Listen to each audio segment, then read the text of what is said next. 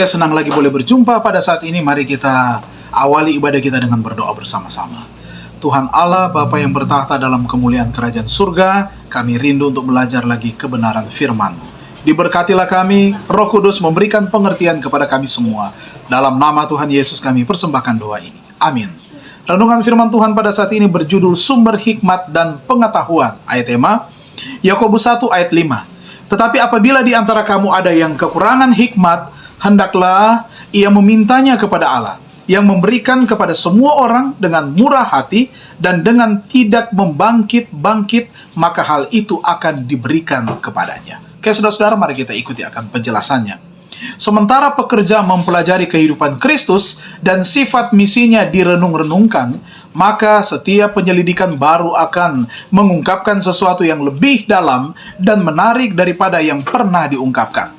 Pokok pelajaran itu tidak pernah akan habis. Pelajaran tentang penjelmaan dari Kristus, pengorbanan, mendamaikan, dan pekerjaan pengantaran Kristus akan mengerahkan pikiran pelajar yang rajin selama waktu berlangsung, dan sambil memandang ke surga dengan tahun-tahunnya yang tak terhitung, ia akan berseru, "Agunglah rahasia ibadah kita." 1 Timotius 3 ayat 16.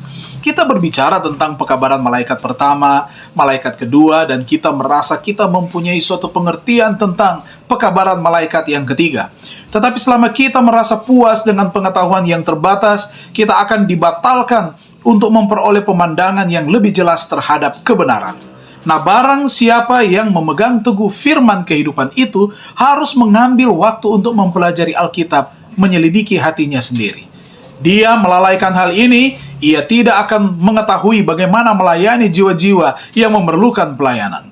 Pelajar yang rajin dan rendah hati mencari dengan berdoa, sungguh-sungguh, dan mempelajari kebenaran itu sebagaimana itu di dalam Yesus, sangat pasti akan mendapat pahala.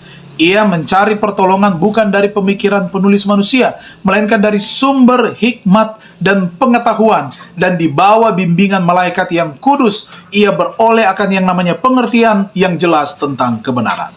Nah, bukanlah karena keperkasaan dan kekuatan manusia, maka kebenaran disampaikan kepada pikiran. Melainkan dengan rohku firman Tuhan semesta alam. Sakaria 4 ayat 6. Bukannya dengan watak atau kepintaran berbicara orang yang mengkhotbahkan firman itu yang menjadikan pekerjaannya berhasil. Nah, Paulus dapat menanam dan Apolos yang menyiram, tetapi Allah yang memberi hasil. Keramahan pendeta dengan firman Allah dan ketaatannya kepada kehendak ilahi yang memberi sukses pada usaha-usahanya. Hati yang menerima firman Allah tidak seperti kolam yang menguap katanya, atau seperti tempayan pecah yang kehilangan isinya, melainkan seperti sungai dari gunung yang mendapat air dari mata air yang tidak pernah kering, yang airnya sejuk dan berkilauan, melompat dari batu ke batu, menyegarkan yang lelah, yang haus, yang berbeban berat. Mari saudaraku kita renungkan lebih dalam. Ellen White menulis bahwa Yesus, sumber kebijaksanaan dan pengetahuan, ingin memberikan pemahaman yang jelas tentang kebenaran kepada semua orang. Nah, bagaimana kegagalan saya untuk minum dari mata air ini dapat mempengaruhi kehidupan rohani saya?